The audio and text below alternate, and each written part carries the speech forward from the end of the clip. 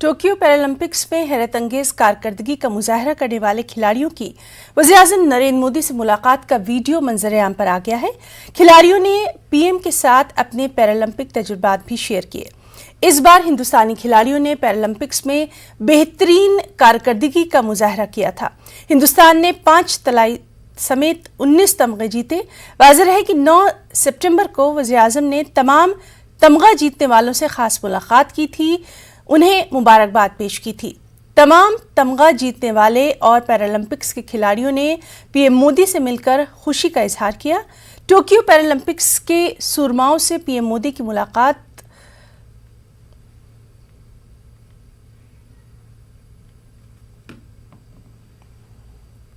तो फिर से एक बार आप सबको बहुत बहुत बधाई देता हूं, आप सबका अभिनंदन करता हूं।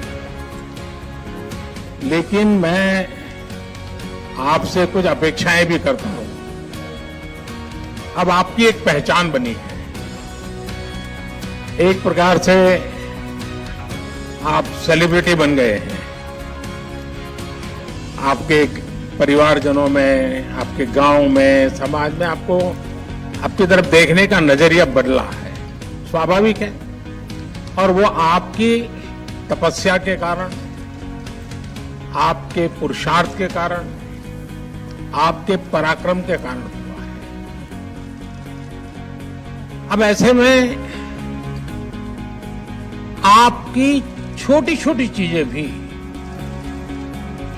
देश की बहुत बड़ी सेवा कर सकती है, बहुत लोगों को मोटिवेट कर सकती है। देखिए, आजादी के 75 साल हैं और 2023 15 अगस्त तक हम इसको मनाने वाले हैं और 24 में आपको पेरिस जाना है।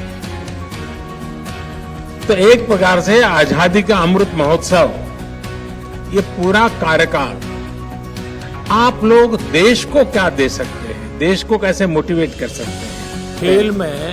खेल में सिर्फ खिलाड़ी के भरोसे आप कभी भी देश विजय नहीं होता।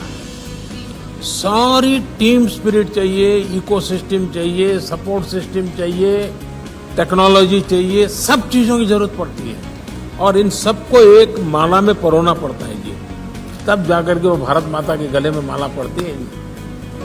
ये लोगों में धारणा है कि जो खेलते हैं वो पढ़ते नहीं है, तो पढ़ने में उनको कोई रुचि नहीं होती, बस मैदान में खेलते रहते हैं। जी सर। कुछ लोग तो मानते हैं सब बड़े गैर जिम्मेवार होते हैं और आप दोनों ऐसे हैं कि आप पीएचडी कर रहे हैं, इसने आईएएस कर दिया। जी सर। ये तो आप बहुत बड़ी प्रेरणा दे सकते हैं आप देश के नौजवान